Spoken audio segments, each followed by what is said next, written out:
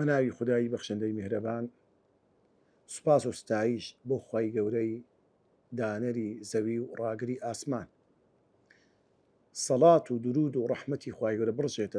بڕژێتە سەر پێغەمبەری ئاخری زەمان، یار و یاوەران و هاوڵانی تا ڕۆژی دووە. بەڕێزوان و خۆشەویستان، زانستخوازان، فێرخوازانی بەڕێز، سەلام و ڕەحمەتی خوای گەورەتان لەسەر بێ. خۆشحاڵم لە زنجیرەی هەژدەهەمین، لەوانەی هەژدەهەمین بە خزمەت ئێوەی بەڕێز و خۆشەویست دەگەینەوە سەبارەت بە لە سوورەتێکی نوێ لە ئەویشکەوە سوورەتی ئەلفەجرە. سوورەتی ئەلفەجر دەبێتە دوو بەشی یەکەم لە ئاەتی ژمارە 1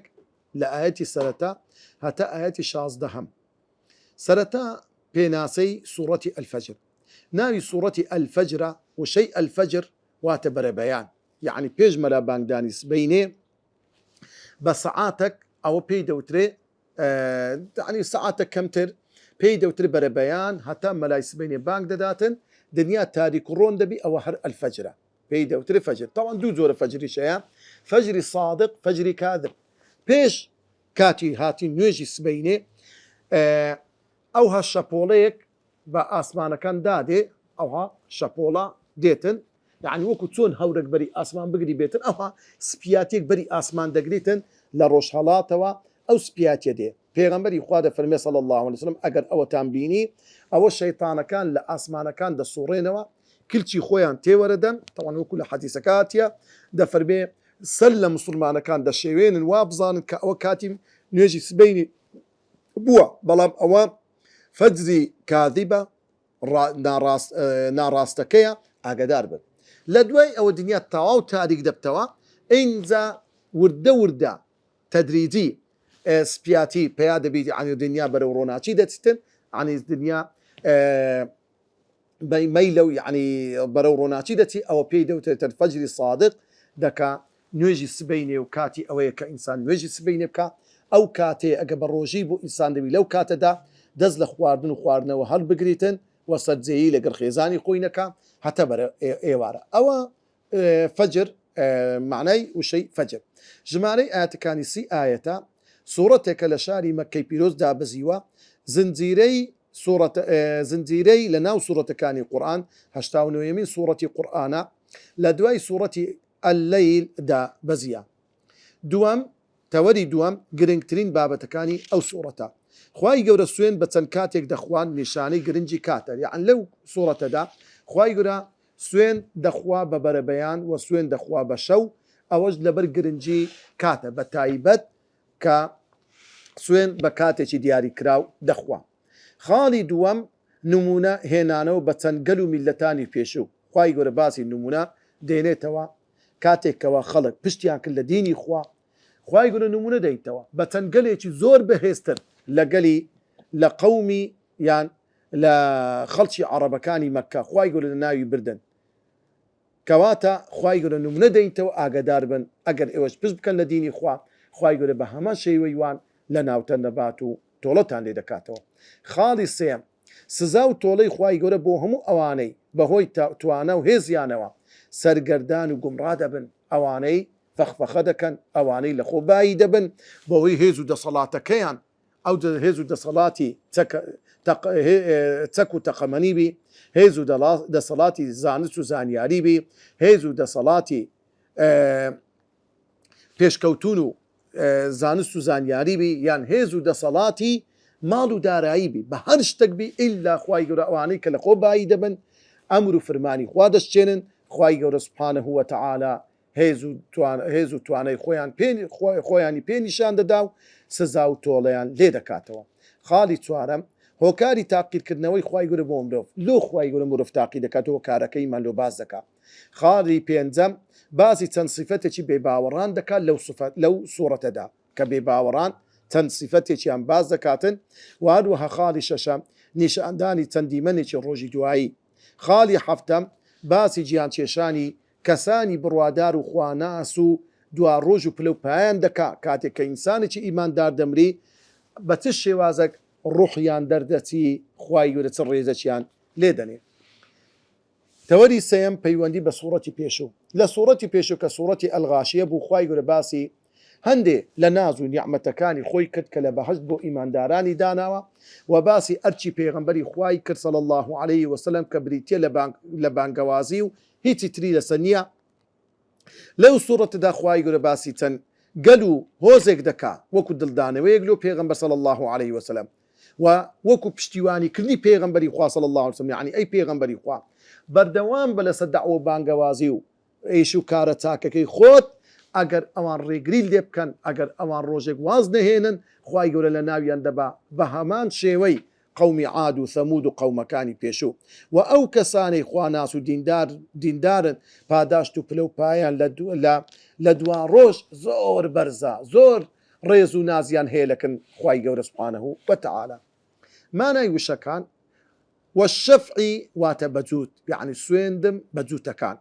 والوەتری واتە سوێندم بە تاکەکان، یەسری تێدەپەڕی، حیجر بە معنەی عەقڵ ژیری دێت.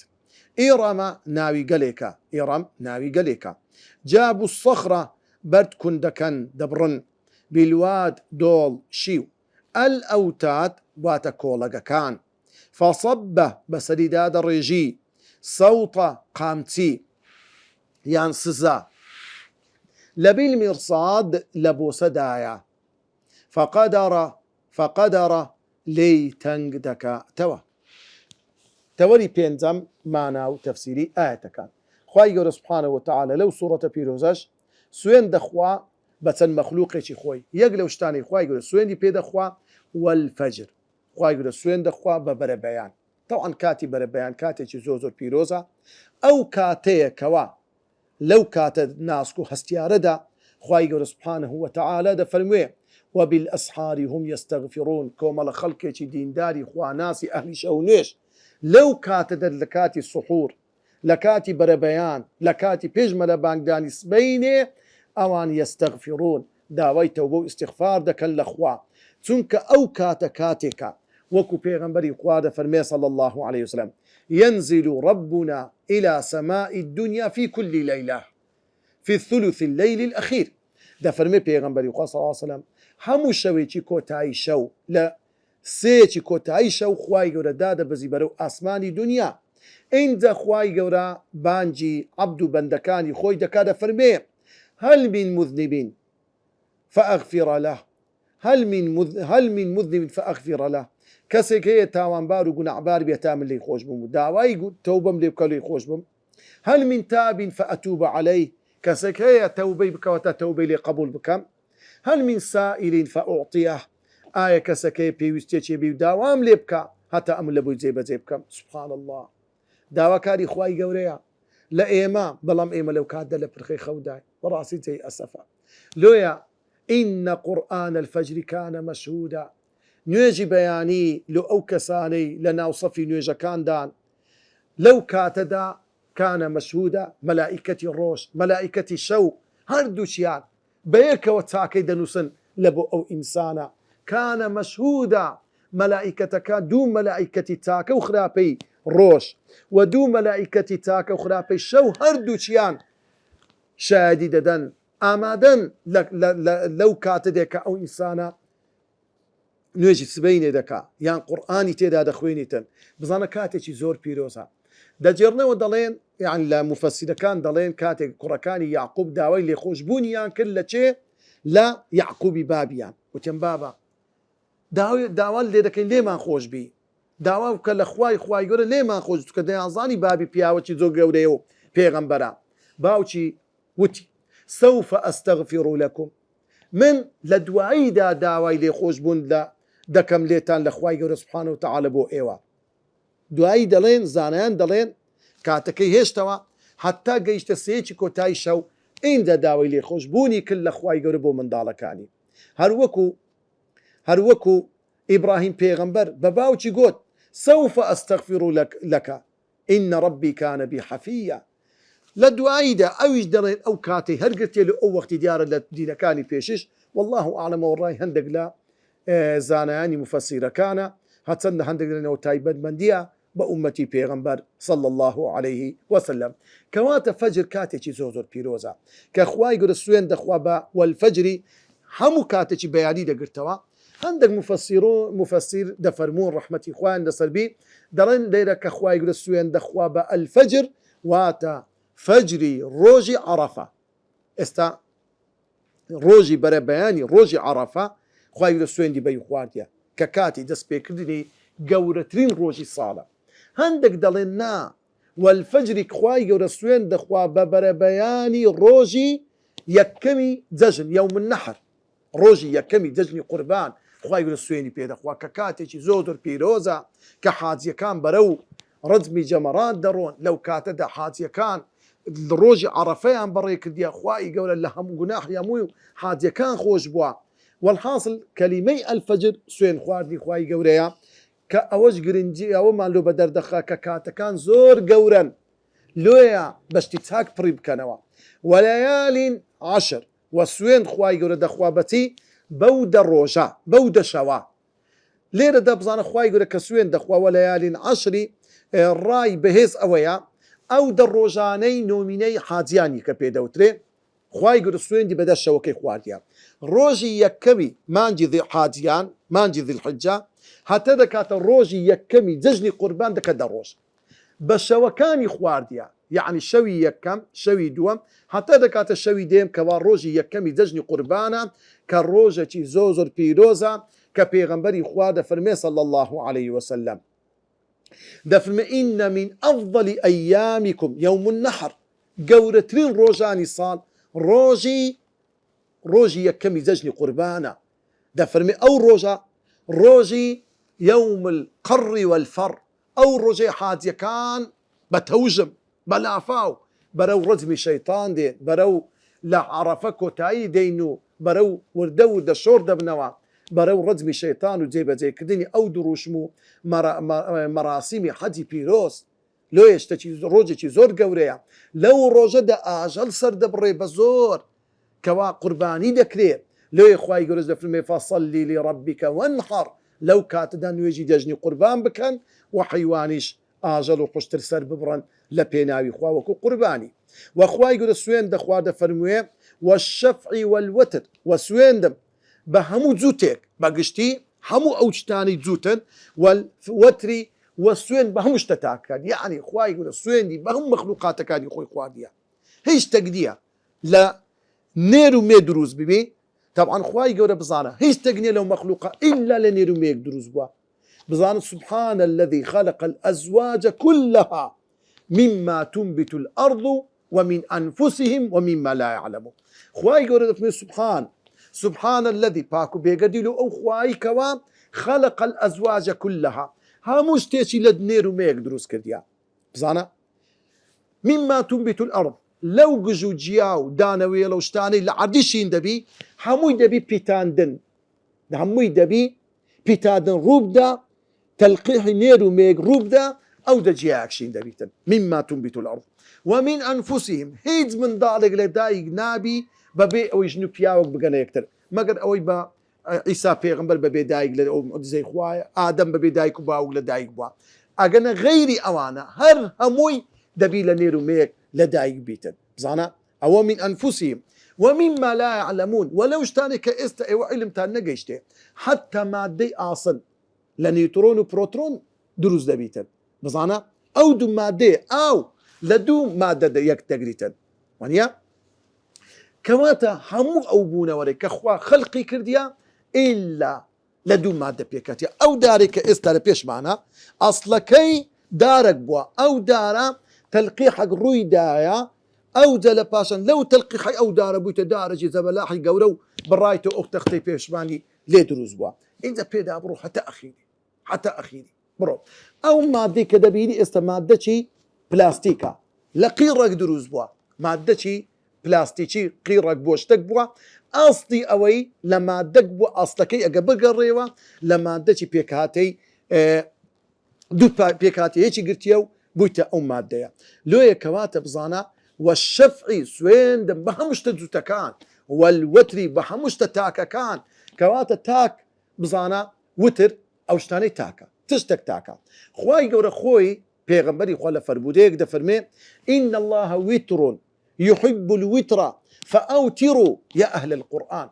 دەفەرمێ پێغەمبەری خوا خوای گەورە تاکە حەزی لە شتی تاچشە یان تاچی پێخۆشە کەواتە ئێوەش نوێژی وتر بکەن ئەی ئومەتەکەم ئەی ئەهلی قورئان بزانە لێ بزانە یەکێک لە سونەتە گەورەکانی نوێژی وترە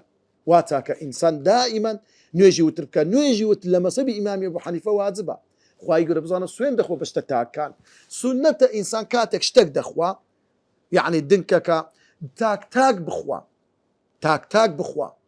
مەسەرە خورما تاک بخۆی ئێستا علمیە دیش کەشف بۆ دەرێن ئەگە بە تاک بخۆی زۆر فەرق و جیاوازی هەیە لەگەرەوەی کە زۆر بخۆی بزانە کەواتە ئەوە هەمووی خوای گەورە سوێندی پێ خواردووە لەو شتانەی کە جوتنیان تاکن واللەیلی ئیذا یەسری وە سوێند خوای گەورە سوێندی من بەو شەوەی کاتێکەوە دەڕوات کەینێ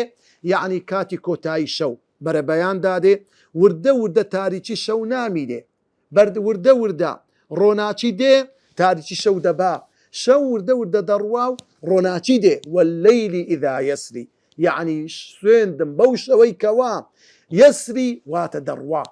بزانە شەو دەڕوا ڕۆژ دەڕوا شەو دێ هەمووی بە دوای یەک دادێتن کەواتە شەو لەو کاتەیدا دەڕوا زۆر جێگای سەرنج و تێبینیە بەڕاستی ئینسان ئەو کاتانە هەمووی جێ ئەوەیە وە شەفعی وەلوەتر هەندێک لە زانایان دەڵێن خوای گەورە سوێن دەخوا بەو ڕۆژەی مانجی حاجیان بە جۆتەکان و بە تاکەکان هەمووی یعنی ڕۆژی یەکی عەرەفە ڕۆژی یەکەمی برندەکە سێەم پێنجەم تاکەکان یان ئەشەفعی وەلوەتر وەتر دەکا ڕۆژی نۆیەم کە مانجی حاجی لە نۆی مانجی ذیلحجە لە چێوی عەرەفە ڕادەوەستن وە شەفع ڕۆژە جۆتەکەیە کە دەکا ڕۆژی یەکەمی جەژنی قوربان خوای گەورە دەفەرمێ سوێندم بە هەموو ئەو شتانە هەل فی ذلك قەسەم لذی حجر ئایا ئەو شتانی سوێندیان پێخورا شایستەی سوێن پێخواردن نین لای کەسانێک کە هۆشیار و خاوەنی عەقڵ و بیر و هۆشن نابی ورد بن و لەبەرچی خوای گەورە سوێن بەو شتانە دەخوا ئەدی نابی فکرکەنەوە ئایا نابی تەمەشا بکەی ئەو دیمەنە جوانەی لە بەرە بەیاندایە کاتێک کە شەو کۆتایی پێدە و بەرە و ڕۆناچی دەڕوا لە کاتێک کە ئەو شەو و ڕۆژە گەورانەی کەوا گەورەترین عەظەمەتی خوا لە شەو و ڕۆژانی عەرەفە و ڕۆژی یەکەمی جەژن ئەو هەموو حاجیا بە جلکەچی سپی بە ڕوت و ڕەجاڵی بەسەری کۆت بە پێ خواسی ئەگەر پاشابی ئەگەر مەلیکبی ئەگەر وەزیربی تانج و نەجمەی هەر هەموو شتەکانی بەریدا دەڕنی لە پێناوی خوا جلکەک لە بەدەکە هاوشێوەی کفنەکەی بەریەتی کاتێک کە دەبری دەستەوە خزمەت خوای گەورە ئەو خەڵکە هەمووی لێک شوێن کۆ دەبنەوە هەمووی یەک داوا دەکەن هەمووی ڕوولێک خوا دەکەن هەمووی یەک داوایان هەیە کە لێ خۆشببوونی خوایە بەڕاستی دیمەنێکی سەیرە لەو کات دەکە دێن هەمووی بە یەک نیەت و مەبەست ڕەجبی شەیتان دەکەن باوە جێی سەرنج و تێبینیە ئەو ئاژەڵەی کە سەر دەبڕدرێ مسلمانان دەیکەن کە دروش مشاعیرەی خوا بەرز دەکەنەوە عیبادەتێکی زۆر گەورەیە جێگای سەرنج و تێبینیە لە بۆ مرۆڤانێک کە خاوەنی عەقڵ و ژیر و تێگەیشتوو بن ئینجا خوای گەورە دەفەرموێ ئەی موحەممەد المستەفا سەرنج بدە ورد بەوە تەمەشا بکە گوێ مەدە بەوانەی پشتت تێدەکەن و بەرەو بانگەوازی تونان ئەلەم تەڕە کەیفە فەعەلە ڕەبوکە بیعاد ئەلەم تەڕە مەقسەدی بە چای خۆی دیتبی یعنی ئەلەم تەعلەم ئایا علمت پێ نەگەیشت ئەدی ئەمە بەتومان زانیاری ئەو قەوم و گەلانی پێشیمان بە تو نەگەیان وەکو ئەوەی بە چاوی خۆت دیتبت بەو شێوەیە لۆمان وێ ناکردی بڕۆ تەمەشا بکە حادیسەی فیرعەون بخینەوە لە قورئان واللهی دەرەی گرتە ڤیدیۆیەکە بە چاوی خۆت ئەو تەمەشا دەکەی سبحان الله ئەلەم تەڕە کەیفە فەعەلە ڕەبوک ئەدی نابینی خوای گەورە چی کرد علمت نییە بەوەی کەوا خوای گەورە چی بەسەر قومی عاتینا ئەو قومی عادەی کەوا زۆر بەهێز بوون قومی عاد چێنە ئیڕەمە ذاتی العیماد قومی عاد ئەوانە بوون گەلی ئیڕەم قومێک بوون تیرێک بوون کە پێیان دەوترا ئیڕەم ئەو قومی ئیڕەمە ذاتی العیماد خاوەنی کۆشک و تەلاری زۆر بوون یان خاوەنی ڕەشماڵی گەلێک زۆر بوون لەبەر ئەوەی مێگەڵی ئاژاڵ شتیان زۆر بوو لێ دەبایە ڕەشماڵی زۆر هەر بدەن یان کەلیمەی عیماد لە زمانی عەرەبی بە معنای چەک و تەقەمەنی دێ یعنی خاوەنی هێز و سوپای گەلێک زۆر بوون بەڵام لەگەڵ ئەوەش خوای گەورە لە ناوی بردن کە خوای گەورە فەرمێ التي لم يخلق مثلها في البلاد أو قوم إرم أو قوم عاد التي لم يخلق مثلها بهاو شوية نبو لدفري وان لمنطقي وان كسيق نبو شان لشاني وان بدا هيت كسيق نبو هيزيان وكو هيزي أوابيتد لهمو كسيق بهيز تربون لهمو كسيق دا صلاة بدا صلاة تربون في البلاد لمنطقة كي خوان دائما تمشابكا أجر كسانك زور هيزو دا صلاتي هبو كسيق نبو شان لشاني بدا كسيق نبو هاو شوي وي أهو دبتا عنتري ساحة دبيتا كسيق بالواني ميدان سنجي خوي درد بريني دبتا آمر ناهي هاتا مشابكا أو رولاتي وكو أمريكا كسيقنيا لهمو دنيا شان لشاني بدا لويا هرو هذا كشاني ليه كشي دا هرو هذا كتبروشي بيه كشي دا هرو هذا كمالي سروتو ساماني هندشي هدلوشي هێزو دە سەڵاتەکەیە ئەوان خاوەنی ئەو هێزو دە سەڵاتە بوون بەڵام خوای گەورە لە ناوی بردن خوای گەورە ئەو قەومی عادەی لە ناو برد وەکو خوای گەورە لە سوورەتی ئەلحاقە باز دەکاتن کە خوای گەورە بە بایەکی هەڵکرد لە بۆیان 7 شەو و 7 ڕۆژ هەر هەموو کۆڵەگە و ڕەشماڵ و شتەکانی تێک و پێکنا هەر هەموویانی سڕ کرد و بە ئابایەکی زۆر سارد لە شوێنی خۆیان لە ناو چۆن إنزا خواي يقول فرمي أو قوم عاد أدي قوم ثمود وثمود الذين جابوا الصخر بالواد أي محمد سير كقوم ثمود قوم ثمود أو قوم بون خواي يقول طبعا لما تقي حجازا قوم ثمود خواي يقول بيغمبري لبويا النار صلاة وسلام خواي لسبي ناوي صالح بو أو صالح بيغمبر الزور آموشقاري ونصيحتي كردن كأوان تنبتك يا نبو كواضل بتكان ينبين بلام آمادنا من دزبرداري بتكان بن حتى داوايا كد معجزتيان بينيشان بدن قلتيان دي أي صالحة بيغمبري خواي إن كنت وتيان أجت الراس دكي فأتي بآيتي علامتك معجزتك ما بيبري دي لو بردا بحيوانك بيتدري صالح بيغمبر صلاة وسلام خواي لسر بي بأمر ويستي خوا بمعجزتي رباني إلهي داواي كل خوا لناو تاشا بردشي زور قورا تاوير بردشي تاويري زور قورا يك عشتر هات دري سبحان الله أو عشترا كهات دري فرموي أي قومك مزانا أو علامتي خوايا أو معجزي خوايا هذه ناقة الله أو عشترك أو عشترا إخوايا فلا تمسوها بسوء فيأخذكم عذاب أليم نكن دسكاري ودزريجي بكن بخراف لبو أو حشترا أجر وابكن عذابك زور سختان تجدبيتن بلام إذ انبعث أشقاها بدبخترين كبيابق بناوي سالفي كوري قيدار هستا عشتركي كشت إذ انبعث أشقاها هستا بدبخترين كزلنا أو قومي عشتركي كشت كعشتركي كشت خواي قول سبحانه وتعالى قومي ثمودي بلناو برد أوانيش عذابك زور فأخذتهم الرجفة خواي قول عدل رزينك زور بقوته هنا ياخذ هورة رشقك هاد طبعا هردو شي واردة هندق لا مفسر كان دلين خواي قول عردي هجانديا عدل رزية لقر عدل رزينة كي هورة رشقشيان بس الداب أول لناو ناخي زوي بردن يا خواري خواي قول لناوي بردن وثمود شيب أو ثمود قوم ثمود أوانب كوا جابوا الصخرة معناه تي جابوا كلمة جابوا يعني نقبوا يعني كن عندك تيان كن دكت الصخر بردي زوزر قورا بالواد يعني لناو دولا كان أو دولا كمان يا دول تيا كان يا كن دكت يعني تيان كن بدردك سبحان الله ورئيستا لقد أوهم علم تكنولوجيا وبيشكوتنا حتى نفقك دروز دكري تم بزحمتي أوانا لو سر دبي تيايان كن كرديا وكن بدريان كرديا لو سر لو أوسر أو تد صلاتك يان هبوا سن بقوة بونا إنت أخواي قرد فرمي دوا بدواي وانج وفرعون وسير كأي محمد المصطفى فرعون جنديكاني فرعون شوين كوتوكاني تون لناوتون أو فرعوني كوا ذي الأوتاد كخاوني خيمي زوزر خاوني ميخك وسنجي زوربو وەکو ئەهرامەکان ئەو ئەهرامانی مسر ئێستا شوێنەواری مایە کە هەرچی سەیر دەکا چەندین دیڕاسات و لێکۆڵینەوەی زۆر ورد دەکرێت کابرا دکتۆرا دەینتەوە ماستەر دەینتەوە 2-3 ساڵ دیڕاسە دەکا بەس بزانی ئەو بەردە لەسە دروست بووە ئەخر ئەو بەردە ئەوەندە 1000 ساڵە لۆ ناتاوێتەوە لۆ ئەو بەردە نارزی لۆ ئەو بەردە شوێنی خۆی دەمینێتەوە کو ئەو بەردە زەخمە زەبەلاحە کو ئەوها تراشرایە کو ئەوها لە سێکتر بە شێوەی هەندەسی دانرایە زۆر عەجایبە چ تادانۆیەک چ سرینگەک توانیتی ئەو بەردانە لە سێکتر دابرێت ئەوان ئەو فیرعەونە بوون ذیل ئەوتاد خاوەنی هێز و دەسەڵات و جوندی و سەربازی گەلێک زۆر بوون بەڵام ئەوانە الذین طغوا فی البلاد هەر هەمویان قەومی عاد بە هێز و تەکنەلۆجیاکەی خۆیان قەومی ثەمود بەو هێز و دەسەڵاتەی پێیان درابوو قەومی فیرعەون بە جوندی و هێز و دەسەڵاتەکەی خۆی هەر هەمویان طغوا فی البلاد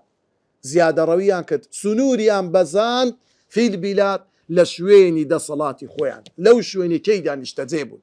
فیرعەون لە مسر بوو قەومی ثەمود لە حیجاز بوون قەومی عاد لەو منطقانەی لای یەمن و ئەو منطقانە بوون هەر هەمویان لەو شوێنانە سنووری خوای گەورەیان بەزان لۆیە فەئەکثەروا فیها الفەساد سەبەبی هەموو توغیانێک فەساد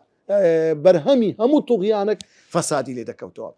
پەنا بگرن لەوەی ئینسان تۆشی توغیان نەبی سوبحان الله بە تایبەت دەسەڵاتداران فەئەکثەروا فیها الفەساد بۆیە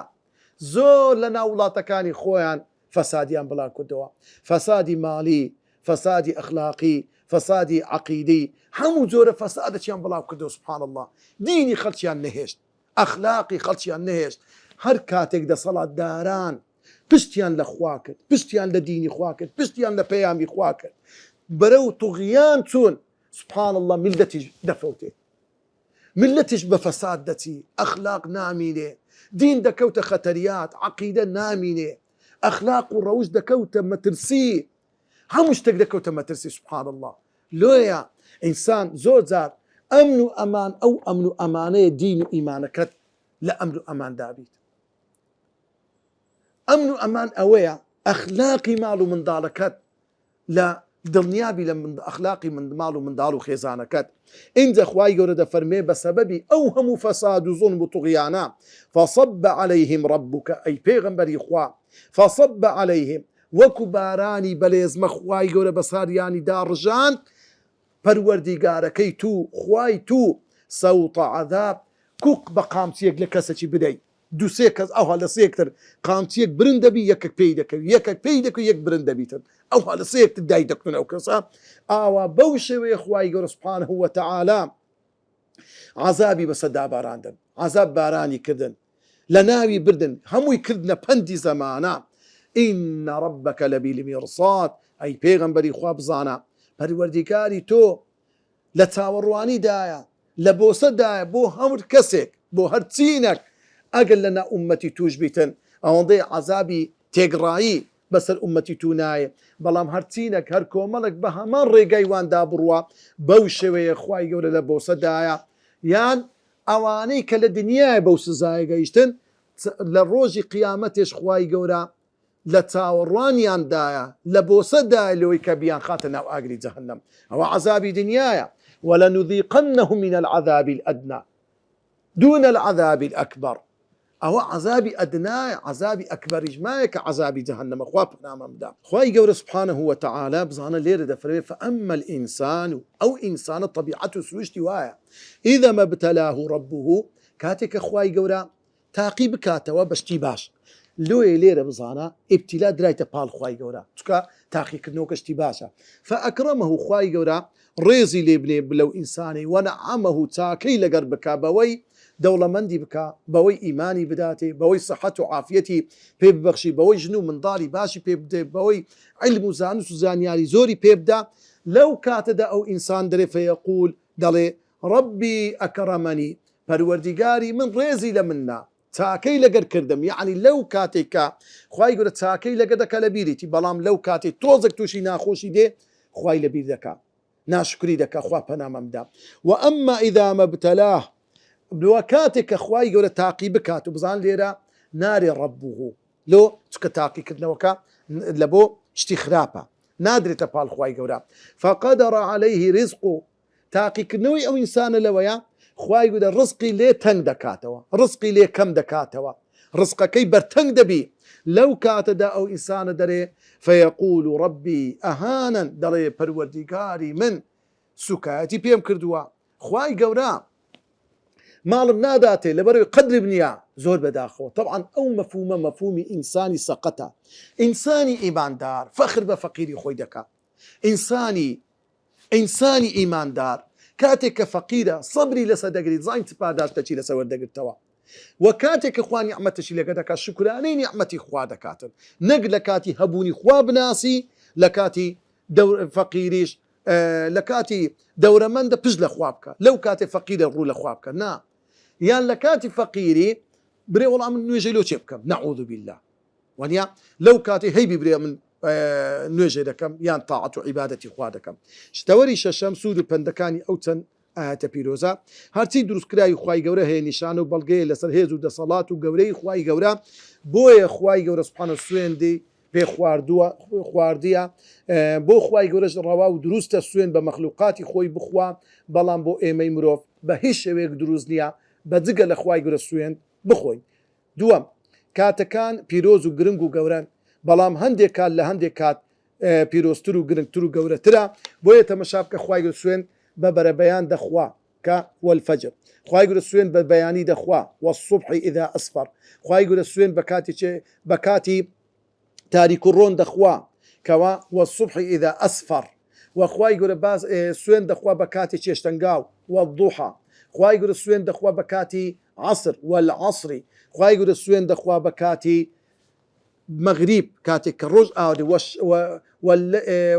والليل إذا فلا أقسم بالخنس الجوار الكنس والليل إذا عصعص والصبح إذا تنفس وهروها خوای گەورە سوێندی خواردووە بەوەی بالشفق فلا أقسم بالشفق بزانە بە کاتی مغرب وخوای گەورە سوێندی بە شەو خواردیە و سوێن دەخوا بە کۆتایی شەوکەوە بەرەو ڕۆناچی دێتن کەواتە ئەو کاتانە زۆر گرنگن بۆیە خوای گەورە سوێندی بە هەموو کاتەکە خواردووە خاڵی سێم هێز و توانای خوای گەورە بەرامبەر هەموو خاون هێز و دەسەڵاتدارێک ڕەهایە و بێ سنوور و بێ ئەندازەیە خاڵی چوارم هەرچی هێز و دەسەڵات و شتەکانی ژێردەستی مرۆڤ هەیە ئەگەر دین و بڕوای لەگەڵ نەبێت بێسوودە نابێتە مای خۆشبەختی بۆ مرۆڤەکان بەڵکو دەبێتە مای دەرد و بەڵا و زەحمەتی بۆ مرۆڤ خاڵی پێنجەم ماڵ و سامان و دارایی هێز و دەسەڵات نیشانە و بەڵگەی ڕێز و حورمەت نییە هەروەک هەژاری و بێتوانایی نەبوونی نیشانە و بەڵگەی سوکایەتی نییە بۆ مرۆڤ تەوەری هەفتەم ڕوونکردنەوە سوێن خواردن ئەگەر بەڕاستیش بێت پەسەند و باش نییە یعنی ئەگە کەسێک سوێن بخوا سوێندەکەی ڕاستیش بی هەر ناپەسند و خراپە سوێن خواردنی بە درۆ یەکێکە لە گوناهە گەورەکان خوای گەورە جگە لە خوای گەورە و ناو صفات و قورآانی پرێ سوێن خواردن بە هیچ شتێشتر دروست نییە وصلى الله وسلم على سيدنا محمد وعلى آله وصحبه أجمعين والسلام عليكم ورحمة الله وبركاته